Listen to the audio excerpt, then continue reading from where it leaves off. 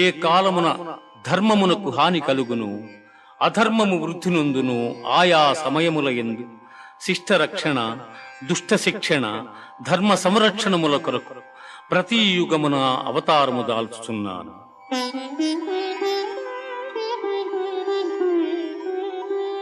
వీతరాగ భయ క్రోధాః మన్మయా మాముపాశ్రితాః బహవో జ్ఞాన తపసా పూతా మద్భావమాగతాః.